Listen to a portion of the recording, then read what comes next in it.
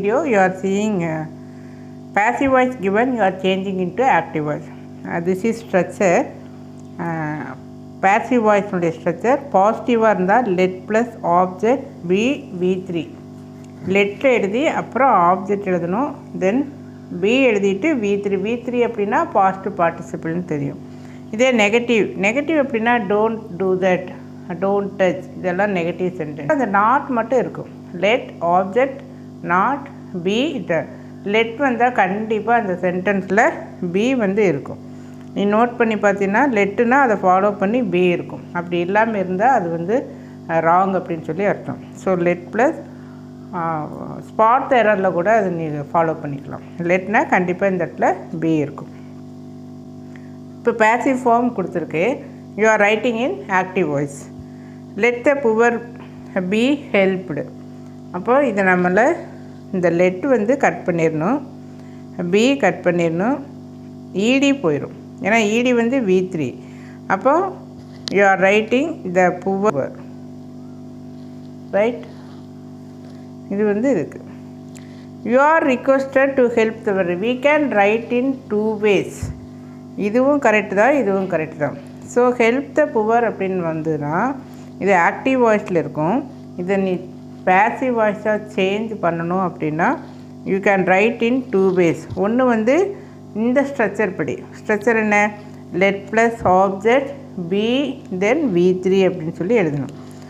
Another one இது கொஞ்சம் simple, ஈஸியாக இருக்கும். யூ ஆர் ரிக்வெஸ்டட் அப்படின்னு எழுதி just to help the poor. அந்த வேர்ப் இருக்கு இல்லையா, மெயின் வேர்பு, இதுக்கு பக்கத்தில் இந்த 2 அப்படின்னு சொல்லி கொண்டு வந்துடணும். இதில் இந்த மாதிரி ஹெல்ப் த புவருங்கிறப்போ யூ ஆர் ரிக்வெஸ்டட் அப்படின்னு சொல்லி எழுதலாம். யூ ஆர் அட்வைஸ்டுன்னு எழுதினாலும் தப்பில்லை, இல்லை யூ ஆர் ஆஸ்க்டுன்னு எழுதினாலும் தப்பில்லை. ஹெல்ப் த புவருங்கிறது அவங்கவுங்களுடைய ஓன் இன்ட்ரெஸ்ட்டு தான். அப்போ யூ கேன் ஆர்டரெல்லாம் பண்ண முடியாது. So you are requested or you are advise or you are asked. So இதுக்கு இதே தான், help the poor. For this also same thing.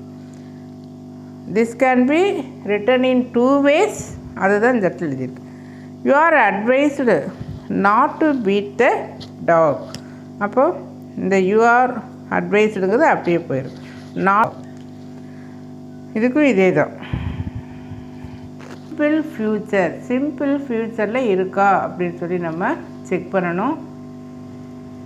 R future பர்ஃபெக்டில் இருக்கா அப்படின்னு சொல்லி அந்த v3 ஃபார்மில் இருக்கணும். And write the voice of the following sentences. அதனுடைய வாய்ஸ் என்ன, ஆக்டிவ் வாய்ஸா பேசிவ் வாய்ஸா அப்படின்னு சொல்லி எழுதணும். ஃபஸ்ட்டு இது என்ன சிம்பிள் ஃப்யூச்சரான்னு பாரு. வெறும் வில் ப்ளே அப்படின்னா இது simple future. This is simple future. Simple ஃப்யூச்சருடைய ஸ்ட்ரக்சர் என்ன?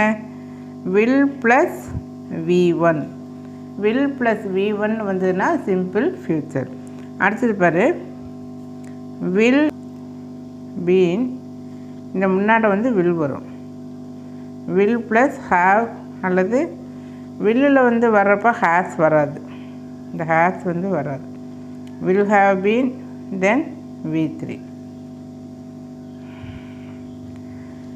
ஹீ வில் ப்ளே ஃபுட்பால் அப்படிங்கிறது active voice.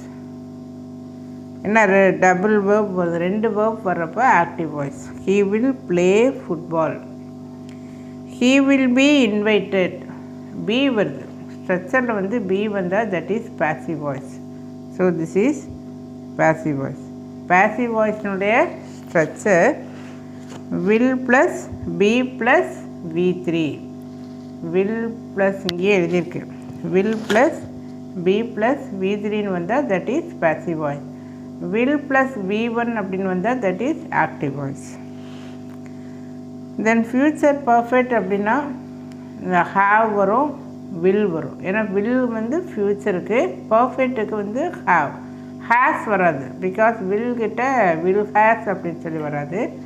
So will plus have plus been plus v3. So this is future